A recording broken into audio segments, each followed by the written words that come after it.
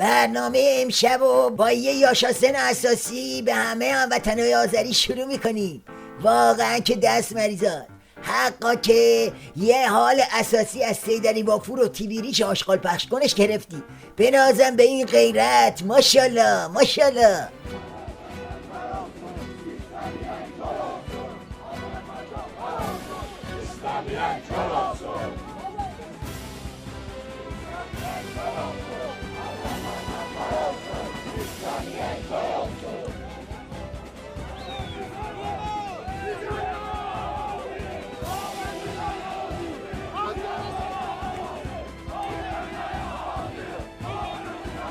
خب دوستان، حالا میریم سراغ موشکاف امشب و وضعیت درام نظام ولایت.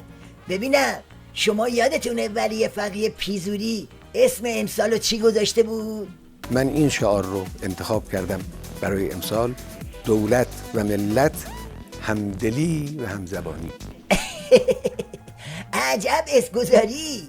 باشه، حالا تو شرایطی که 4 ماه تا پایان همین سال باقی مونده میخوایم یه چشمه اساسی از همدلی تو رأس نظام رو با هم تماشا کنیم. رئیس جمهور نظام میاد تو تیبیریش و قوه قضاییه همین رژیم رو اینجوری میمالونه: دستگاه قضایی ما باید مأمن جامعه باشد.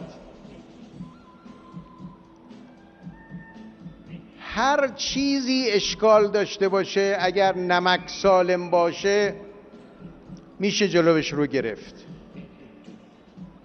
اما اگر یه وقتی نمک فاسد بشه خیلی کار سخت میشه. فردای همون روز دراکولای قضایی اومد تو همون تیبیریش و در یک فقره همدلی بیدنده و ترمز جواب شیخ‌پری رو اینجوری داد. از جمله گفتن که قوه قضاییه باید مأمن جامعه باشه. اگر نمک سالم باشه، هر چیزی اشکال داشته باشه میتوان جلو اون رو گرفت، اما اگر نمک فاسد شود کار بسیار سخت می شود. من عرضم این است که اگر قوه مجریه فاسد بشه، اگر دولت فاسد بشه، اگر رئیس جمهور فاسد بشه، کار خیلی سخت میشه. البته جهت سخت شدنش فرق میکنه، در قوه قضاییه یه جوره، در دولت جور دیگری است. مقصود از این حرفها چیست؟ مقصود این حرفا چیست؟ هیچی. مقصود این حرفا اینه که نظام خورده به خنس. مقصود اینه که دل و جیگر ولی فقیه پاره پوره شده. آخه جان موشکاف یکی بگه چی واسه این نظام لکنتی باقی مونده؟ وقتی سران وحشی قوا اینجوری افسار پاره میکنن، خب معنیش اینه که وضع خیلی درامه. اینک یک سوال جدی قابل طرح است. طرح این موضوع که امام مسلمین هم باید نقد شود در سخنرانی از سوی فرد دیگر چه معنا و مفهومی دارد؟